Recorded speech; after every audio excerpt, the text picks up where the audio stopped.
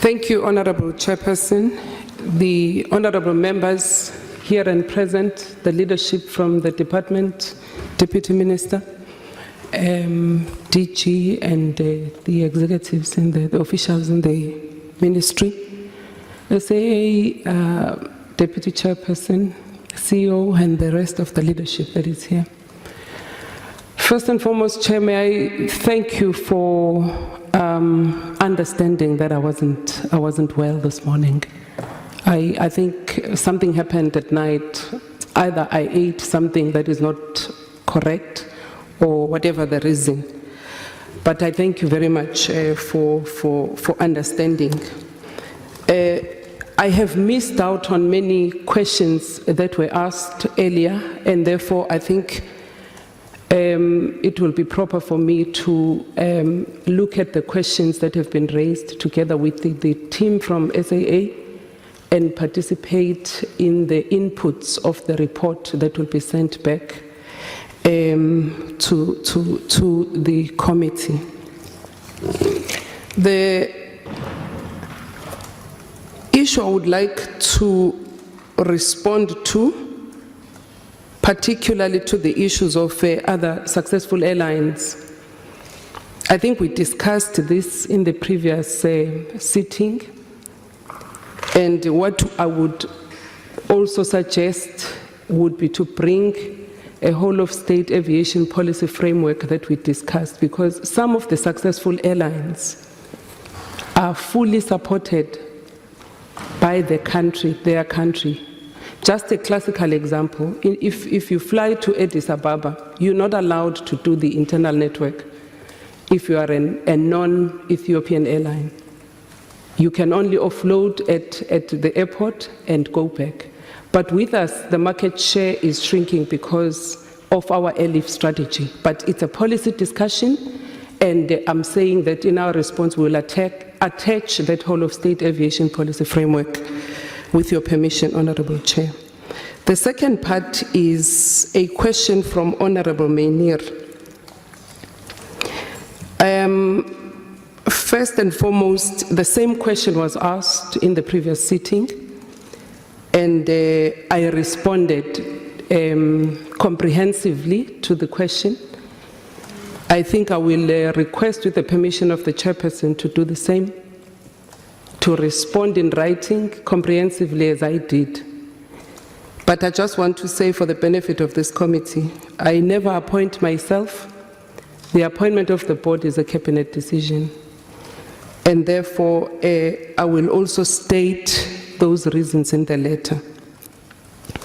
I just want also to thank the board of SAA, because within the 2 weeks of their appointment, the load has been taken off our shoulders. I'm sure there is an appreciation that the board has been lean and thin.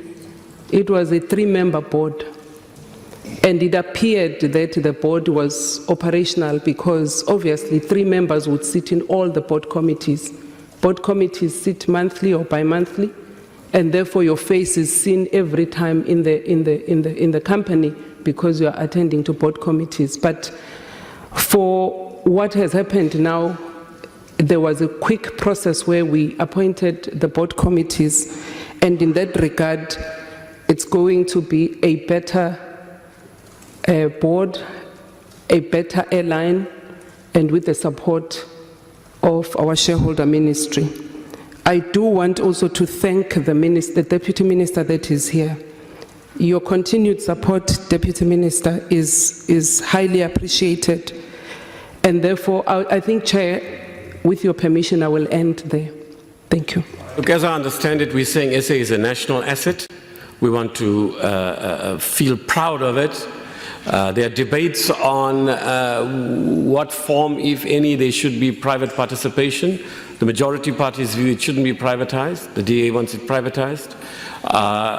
Secondly, yes, we agree that the major challenge is financial, but you can't separate from the structural issues. The better you manage your finances, the more you're able to cope with the structural issues. The better you cope with the structural issues, the better you're able to. It's a dialectical thing, as you'll know from your past and other side. Thirdly, We think you should get a shareholder compact sorted out. We understand from SAA that they presented you a draft. Can you finalize the shareholder compact? Then as part of the shareholder compact, we want a clearer turnaround strategy. It's not going to happen, chairperson. Romano, no, I know, not now. You're a financial expert. But when you come here in November, we want to see some elements of a clear turnaround strategy that's durable. And answering Floyd Chivambu's question, what will you do this time around that's different, at least signal to us? Then on the issue of the compact and the turnaround strategy must include the points Sifiso raised about transformation. It's finding the right balances on all these things. Transformation is crucial. It's inherent. I mean, the whole country is meant to be transformed and we're not doing well enough. I will love the way you said it, DM. If we don't do it, somebody else is going to do it for us. And in not a structured way, in not a strategic way necessarily. Look at the history of developing countries and revolutionary processes elsewhere. Then we feel within the law and the norms of Parliament, Advocate Jenkins will guide my letter, we want you to appoint at least one aviation expert. 2 is that we want to set a deadline that you must appoint the CEO and CFO reasonably soon. We will confer with experts in this area and ask what date seems reasonable. Then we are saying the shareholder management bill, Pinky's point, we think we need a shareholder management bill like never before. But here we want to say something, right? Both of you, if you like, need to behave. Because both of you are answerable. That's Treasury and South African Airways to this committee. And we're saying, let's be clear, SAA board chair and acting CEO. Firstly, we do not want the board chair or the board members interfering with the management. If you want to do that, lobby Parliament to change the Companies Act, the corporate governance norms and so on, and lobby for that. But don't do what is wrong. We're also saying that actually the department and Treasury, whatever their views are about one or other individual on the board, that is the board. You have to support that board effectively. So, you must monitor and evaluate and so on, without unduly interfering in the space the board needs to function. That is why the shareholder management bill that Pinky asks for and that the committee's been asking for needs to come pronto. In short, don't unduly interfere, but on the other hand, the board chair and the board CEO and your teams have to realize that you're not a private sector company. That the department for now is the shareholder management department on behalf of government.